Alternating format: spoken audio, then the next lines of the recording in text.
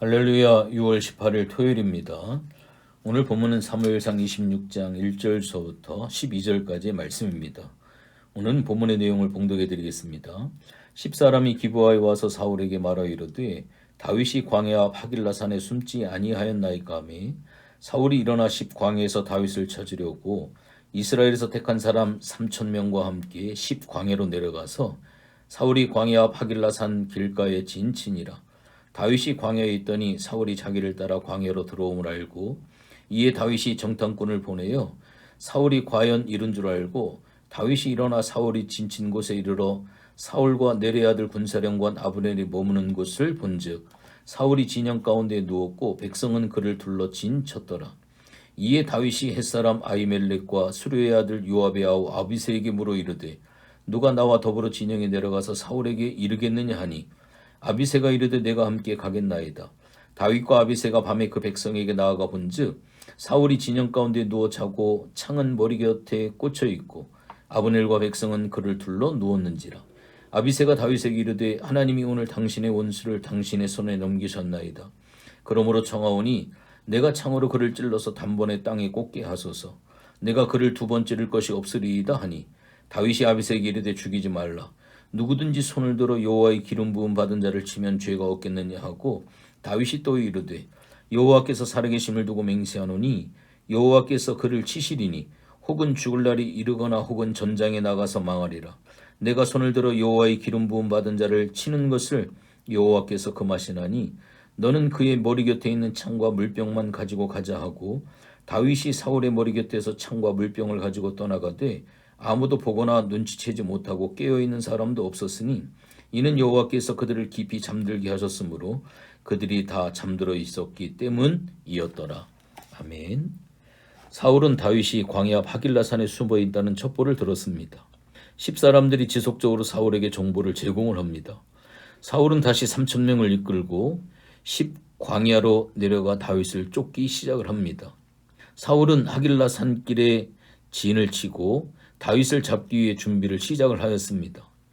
다윗은 사울이 광야로 따라 내려온 것을 듣고 사울이 어느 곳에 진을 쳤는지 정탐꾼을 보내어 확인을 합니다. 다윗은 조심스럽게 사울의 진을 확인하였고 진영 한가운데 사울이 한가운데 누워있는 것을 확인을 합니다. 다윗은 용감하게 사울의 진영 한가운데로 들어가기로 결정을 하고 그는 그의 수하였던 햇사람 아히멜렉과 요압의 아들 아비새에게 누가 함께 갈 것인지를 묻습니다. 그중 아비새가 다윗과 함께하기로 결단을 합니다. 둘은 틈을 타 진영 한가운데 있는 사울에게까지 이르게 되어집니다. 아마 허술한 경비나 그들이 잘 준비하지 못한 틈을 이용을 했던 실로 놀라운 일이었습니다. 다윗이 자기에게까지 이른 줄 모르고 사울은 창을 바닥에 꽂고 깊이 잠들어 있습니다. 아비새는 다윗에게 건의를 합니다. 자기에게 명령만 한다면 두 번도 아니고 단 한 번에 창을 찔러서 그를 죽이겠다라고 요청을 합니다. 사울은 자고 있었기에 다윗의 말 한마디 명령만 떨어지면 그 자리에서 죽을 목숨이 될 수밖에 없습니다. 그런데 다윗은 그 자리에서 놀라운 결정을 합니다. 사울을 절대로 죽이지 말 것과 창과 물병만을 가지고 가자고 명령을 한 것입니다. 목숨을 걸고 진영 한가운데까지 들어가서 사울의 창과 물병만을 가지고 돌아간 것입니다. 오늘 이 본문을 통해서 왜 이러한 선택을 하게 되었을까? 일반적으로 이해가 되어지지 아니하는 절대절명의 기회가 되어지는 그 순간을 왜 이렇게 했을까? 다윗의 머릿속엔 온통 하나님의 섭리가 가득했습니다. 다윗은 하나님께서는 어떻게 해서든지 당신의 뜻을 이루시는 분이라고 하는 사실을 분명히 믿고 있습니다. 다윗은 하나님이 지금 일하고 계시다라고 하는 사실을 분명히 믿었습니다. 다윗은 다만 최대한 폭력과 다툼을 피하고 하나님의 뜻이 이루어지기를 소망을 하고 있습니다.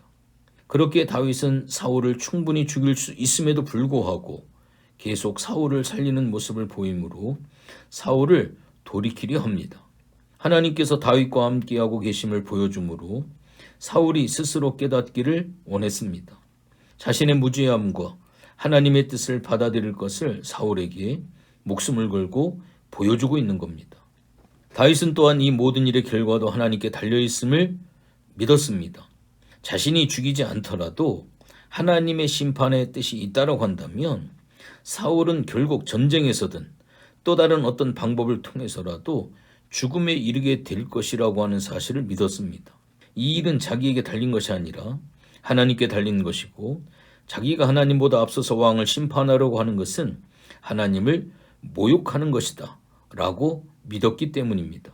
결국 하나님께서 모든 역사의 주관자시고 인생의 인도자심을 다윗은 굳게 믿고 있었습니다.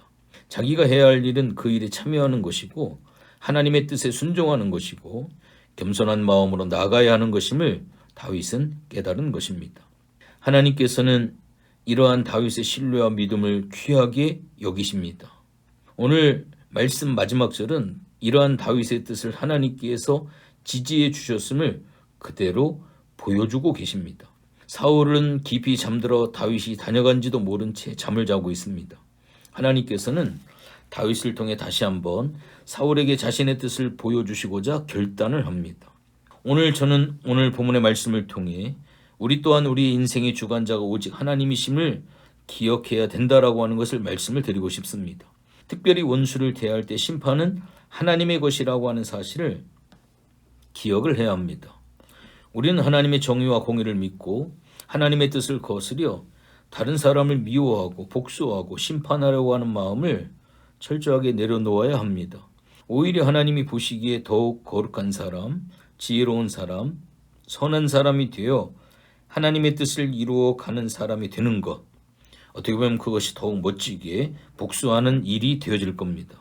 만일 오늘 말씀에서 다윗이 사울을 죽이고 말았다면 다윗은 그저 정쟁에서 승리했던 수많은 왕 중에 하나가 되었을 겁니다. 그러나 그는 끝까지 하나님을 신뢰하는 모습을 보이므로 하나님의 구원을 이루어간 위대한 왕이 되어집니다. 다윗은 지혜로서 더 중요한 길, 더 위대한 길을 선택을 합니다. 우리도 이러한 다윗을 본받아 끝까지 신실하신 주님을 신뢰하고 승리하는 우리 모든 성도님들 되어주시기를 주님의 이름으로 부탁을 드립니다. 하나님, 고맙고 감사를 드립니다. 다윗이 어느 날 갑자기 위대한 왕이 되어진 것이 아니라 바로 이러한 여러 가지 과정 속에 하나님의 섭리, 하나님의 인도하심, 하나님의 뜻을 이해하고 받아들이고 인간적인 욕심에 따라 행하지 아니하고 하나님의 선하신 뜻에 따라서 행동하고 하는 지혜와 그의 믿음의 모습을 오늘 본문을 통해 살펴봅니다. 오늘 우리들에게도 이 세상을 살아나갈 때 수없이 사울을 죽일 수 있는 기회가 있을 겁니다.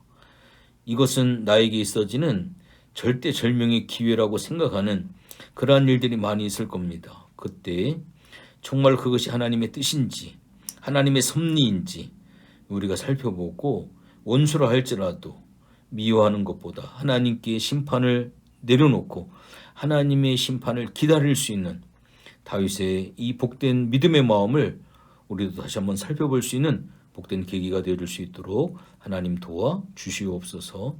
감사를 드리며 예수님의 이름으로 기도했습니다. 아멘.